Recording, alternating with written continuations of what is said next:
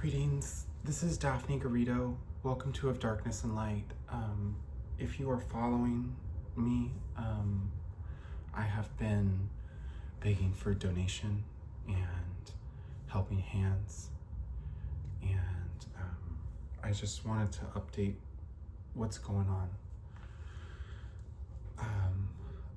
I have found a little bit of wiggle room in my executive dysfunction to begin setting up some things on my own, like getting my medication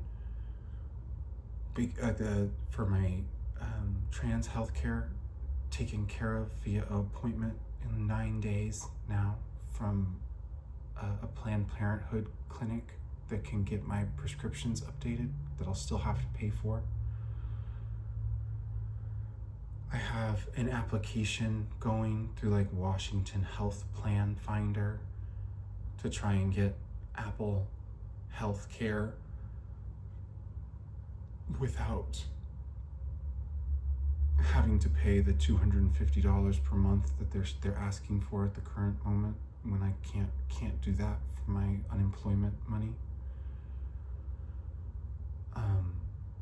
I need to get a pro bono psychiatrist as soon as possible to get me on the disability track, to start working towards official diagnosis of my schizophrenia and my executive dysfunction so I can get recognized by disability.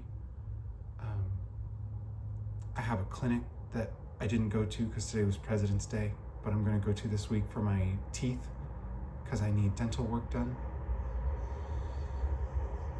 I haven't set anything up for my bankruptcy, because if I just assume if I got with a bankruptcy lawyer, then I would get to a place where it was like, okay, now you need to set up small payments to pay for what's coming on in the back end.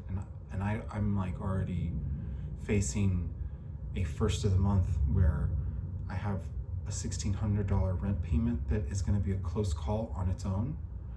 And then I have a built up, missed a couple months electric payment that's due on the 3rd, that's $1,000 that I have no means to pay.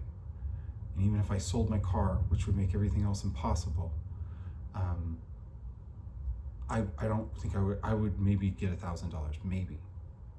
I used like a payday advance service this last weekend to have money for food on the unemployment payment that I have coming through on Tuesday, tomorrow or Wednesday. So I took $200 I have to pay back from my next unemployment payment. I'm out of stuff to sell, basically. I sold an Xbox. I sold a bunch of my PlayStation 3 games, and it's like I barely got anything for those.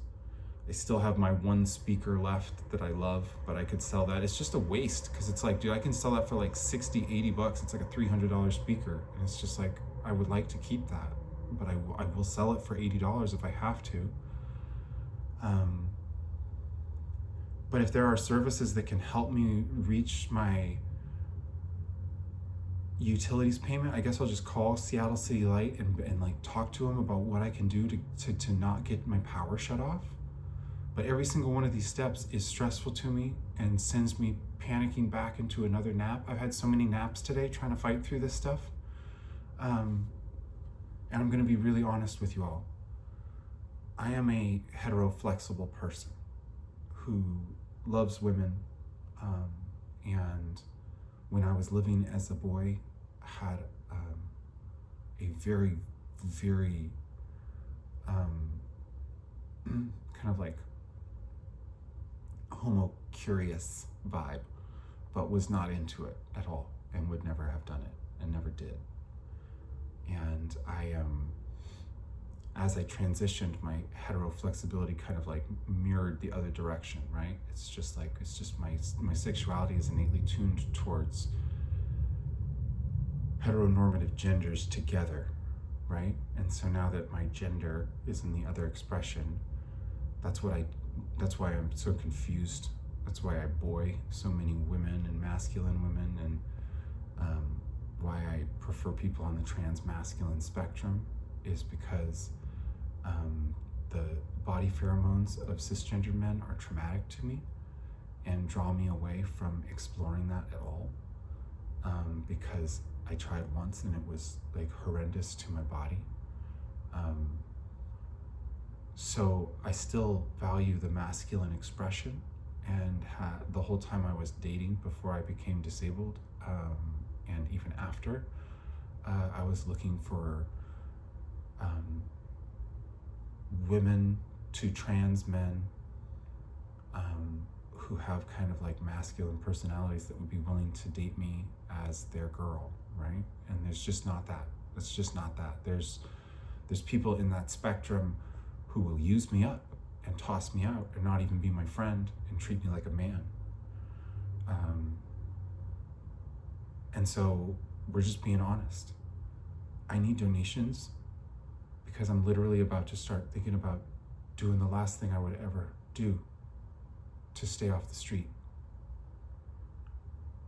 But I'll do it for my daughter because I saw my daughter yesterday. It was her and me and my ex's mom. And they had come from Build-A-Bear, and she had built a bear. She was really excited to show me.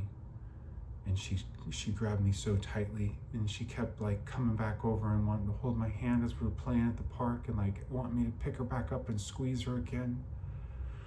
And I've never had a more healing feeling in my body, like just holding my daughter. And it made me remember that I wasn't gonna ever kill myself, even if I became detransitioned, because there's no way I would ever lose hope for more time with my baby girl. And I would do anything to keep this home that I have, that I love so much, that I wanted to make a garden in the spring, and would be a perfect place for me to recover as a schizophrenic woman who's become disabled and wasn't allowed any time to rest. But I only have 15 more weeks of payments on my unemployment.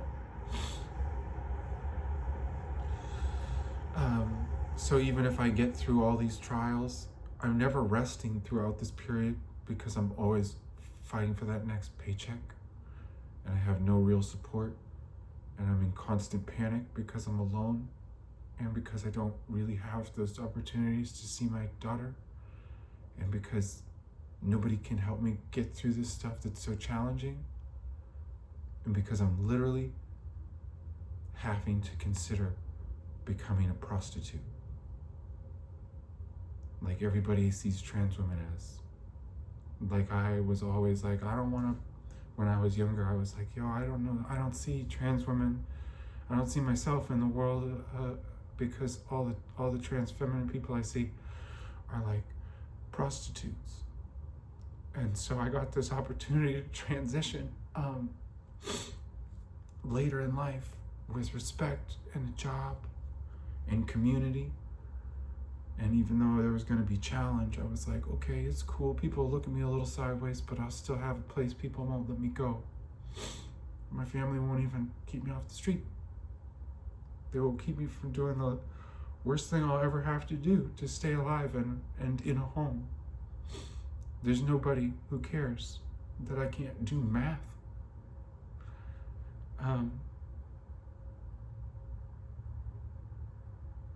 So I guess Daphne Garrido doesn't get to be an artist.